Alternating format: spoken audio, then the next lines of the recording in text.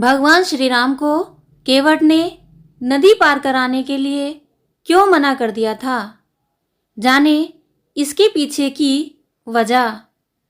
रामचरितमानस के अनुसार जब पिता दशरथ ने भगवान श्री राम को 14 वर्ष का वनवास दिया तो भगवान श्री राम भाई लक्ष्मण एवं पत्नी सीता के साथ अयोध्या छोड़ वन को चल दिए।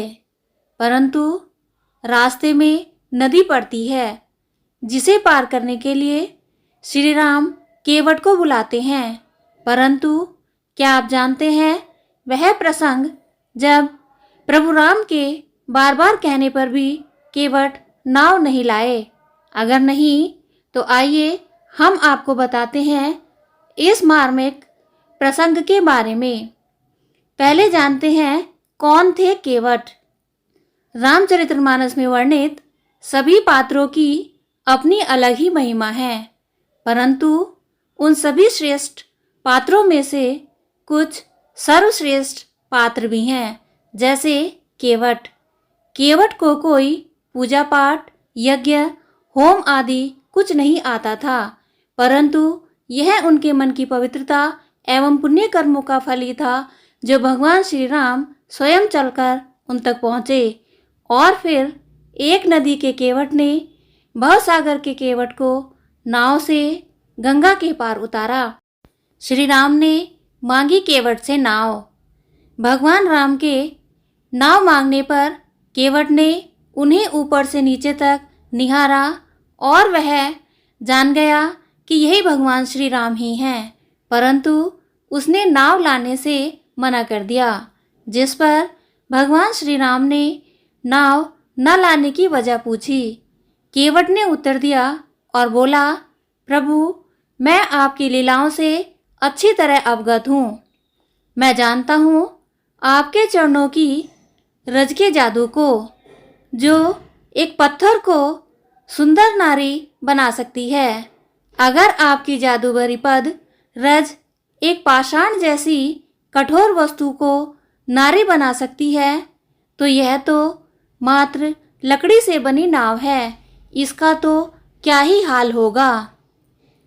जब केवट ने बताया उपाय, यह सब सुन स्वभाव से उग्र लक्ष्मण जी क्रोधित होकर केवट को डांटने फटकारने लगे, जिस पर भगवान राम ने उन्हें शांत किया और मुस्कुराकर केवट से बोले, केवटराज कोई तो उपाय होगा जिससे हमें आप पार उतार सकें। यह सुन केवट बोले, हे प्रभु आपको नाव पर चढ़ाने के लिए पहले मुझे आपके चरणों को धोना पड़ेगा। केवट चाहते थे भगवान राम का चरणामृत पीना।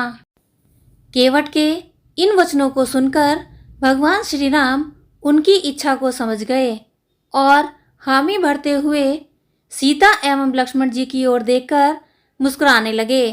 यह सुन केवट अत्यंत प्रसन्न हुए और उनके नेत्रों से अश्रु बहने लगे।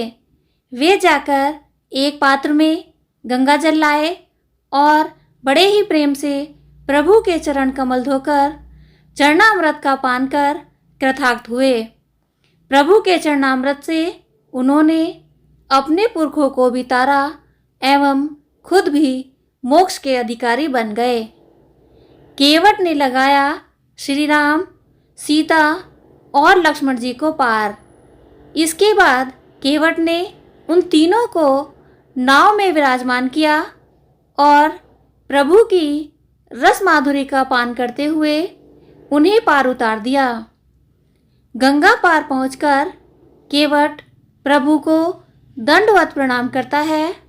उसे दंडवत करते देख भगवान को संकोच हुआ कि मैंने इसे कुछ दिया नहीं। पार उतरने के बाद प्रभु राम ने केवट से उतराई के लिए पूछा, जिस पर केवट ने व्याकुल होकर कहा, हे नाथ आज मैंने क्या नहीं पाया। मेरे दोष, दुख और दरिद्रता सब मिट गए। आज विधाता ने बहुत अच्छी मजदूरी दे दी। आपकी कृपा से अब मुझे कुछ नहीं चाहिए।